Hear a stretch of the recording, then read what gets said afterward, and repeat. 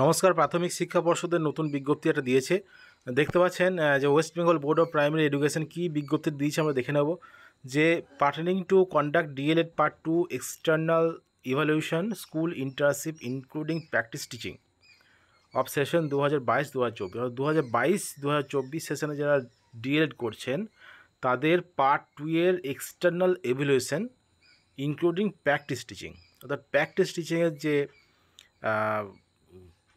যে পরীক্ষা সেটা কিন্তু হবে।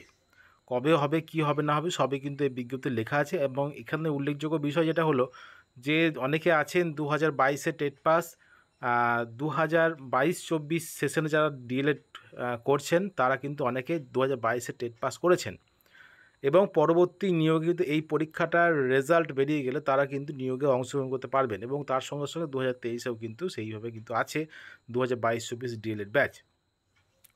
তো কি বলেছে এখানে দেখে নেব। In continuation of our earlier notification number 11/8/2024, this is inform all concern that external evaluation in school internship including practice teaching will be held on scheduled in between 20/9/2024 and 4/10/2024, অর্থাৎ 20 সেপ্টেম্বর থেকে সেপ্টেম্বরের 20 তারিখ থেকে অক্টোবরের 4 তারিখের মধ্যে কিন্তু এই পরীক্ষাটি হবে।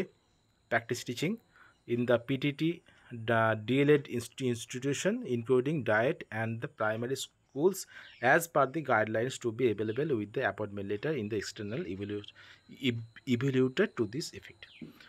এবং যে প্রাথমিক বিদ্যালয়গুলিতে কিন্তু এই প্র্যাকটিস টিচিংটা হবে এবং এক্সটার্নাল যে এক্সামিনার তিনি যাবেন এবং তিনি সেগুলো দেখবেন এবং সেই অনুযায়ী কিন্তু তারা নাম্বার দেবেন।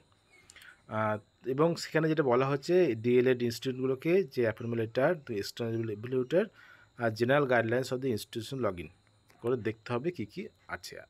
তো বিষয়টা এগুলো ওদের বিষয়। তো যাই হোক, যারা 2022-2024 সেশনে যারা ডিএলএড করছেন তাদের জন্য খুবই গুরুত্বপূর্ণ এই বিষয়টি, কেননা পরবর্তী নিয়োগের ক্ষেত্রে তারা কিন্তু যদি টেট পাস হয়ে থাকেন তারা কিন্তু পরবর্তী নিয়োগের সুযোগ পাবেন। 2022-এ টেট পাস এবং পরবর্তী 2023-এ টেট পাস।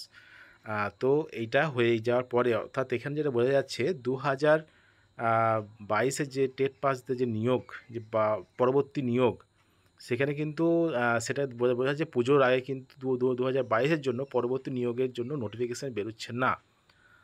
কেননা প্রাথমিক শিক্ষা পর্ষদ আর কিন্তু নতুন করে কোর্ট কেস বা এসবের দিকে যাওয়ার কথা ভাবছে না।